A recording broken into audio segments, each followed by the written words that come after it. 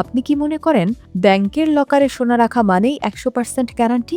এই ধারণা আপনার সবচেয়ে বড় ভুল হতে পারে। যদি আপনার লকার থেকে সোনা চুরি হয়ে যায় বা কোনো প্রাকৃতিক দুর্যোগে নষ্ট হয়ে যায়, তবে ব্যাংক আপনাকে কত টাকা দেবে জানেন? উত্তরটা শুনলে আপনার রাতের ঘুম উড়ে যাবে। ব্যাংক কি আপনার সম্পদের পাহারাদার নাকি শুধু একটা রুমের মালিক? আজকের ভিডিওতে ফাঁস করছি লকার সিকিউরিটির এমন কিছু সত্য যা ব্যাংক আপনাকে কখনোই বলবে না।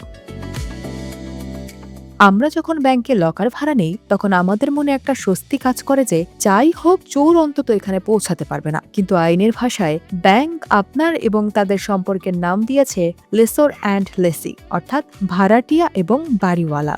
আপনি যখন ঘর ভাড়া নিয়ে থাকেন, ব্যাংকও আপনাকে কেবল একটি ছোট স্টিলের বাক্স ভাড়া দিচ্ছে। এর ভেতরে আপনি হীরা রাখছেন নাকি কাঁচ, সেটা জানার দায়িত্ব ব্যাংকের নয়। ফলে লকারের ভেতরের সম্পদের কোনো দায়ভার ব্যাংক সরাসরি নিতে চায় না। 2026 সালের কেন্দ্রীয় ব্যাংকের সংশোধিত নীতিমালা অনুযায়ী ব্যাংকের গাফিলতির কারণে ব্যাংক আপনাকে ক্ষতিপূরণ দেবে ঠিকই, কিন্তু সেটা আপনার হারানো সম্পদের মূল্যের সমান নয়। নিয়মটি হলো লকারের বার্ষিক ভাড়ার সর্বোচ্চ 100 গুণ পর্যন্ত ক্ষতিপূরণ। ধরুন আপনি বছরে 3000 টাকা লকার ভাড়া দেন। এখন যদি আপনার লকার থেকে 50 লক্ষ টাকার সোনা চুরি হয়, তবে ব্যাংক আপনাকে বড়জোর 3 লাখ টাকা দেবে, অর্থাৎ আপনার বাকি 47 লক্ষ টাকাই শেষ।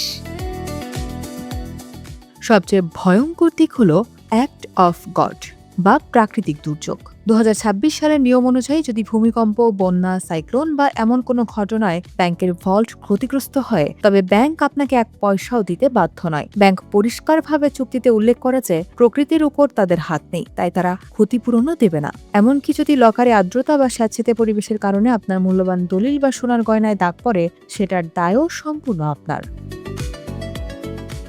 ব্যাংক যেহেতু আপনার সম্পদের ইন্স্যুরেন্স করে না, তাই 2026 সালে এসে সচেতন গ্রাহকরা এখন লকার ইন্স্যুরেন্স বেছে নিচ্ছেন। অনেক সাধারণ বীমা কোম্পানি এখন লকারে রাখা সম্পদের জন্য আলাদা পলিসি দিচ্ছে। এটি ব্যাংকের বাইরে একটি ব্যক্তিগত সুরক্ষা। এছাড়া লকারের সম্পদ রাখার সময় অবশ্যই একটি আপ টু ডেট তালিকা বা ইনভেন্টরি তৈরি করুন এবং প্রতিটি জিনিসের ছবি তুলে রাখুন। এতে কোনো অঘটন ঘটলে আইনি লড়াইয়ে আপনি শক্তিশালী অবস্থানে থাকবেন।